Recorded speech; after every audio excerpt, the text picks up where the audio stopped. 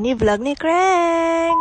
Aalis nga kami ngayon at magpapapicture itong magsi-7th birthday kong anak. Nakasanayan na talaga kasi namin na magpipicture talaga siya pag magbe-birthday siya. Pero dati talaga ako lang yung nagpipicture sa kanya, yung magsiset up ako ng background tapos gamit ko yung phone ko para picturean siya. Pero dito na talaga kami ngayon sa Tintan Studio kasi pwede ka na mag-self-shoot. At tingnan nyo naman, napakabongga ng shot niya. Ikaw na yung magkiklik mismo sa clicker para hindi na kailangan ng photographer, di ba? Tapos ang maganda pa dito, may mga props sila na pwede mong gamitin. Dito nga lang to sa Taguig at kung gusto nyo mag-inquire, ilalagay ko dyan yung FB page nila. Ayan, nandyan na rin yung packages nila. I-post nyo na lang kung gusto nyo makita. Pagkatapos nga ng 1 hour na shoot namin, dumiretso kami dito sa Market.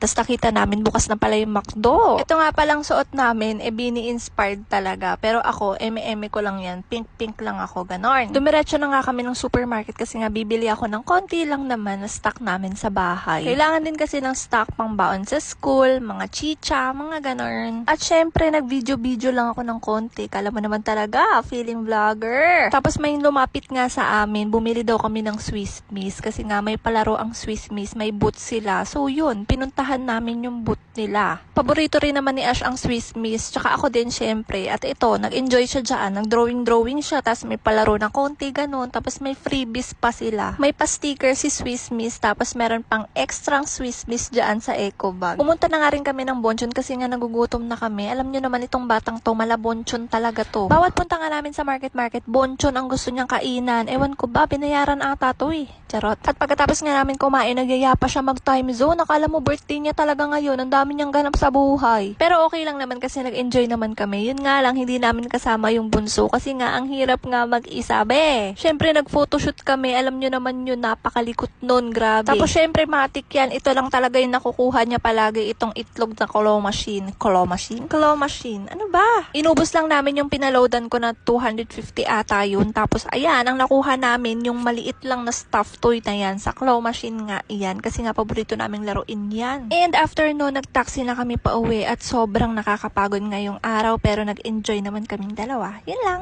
Babush!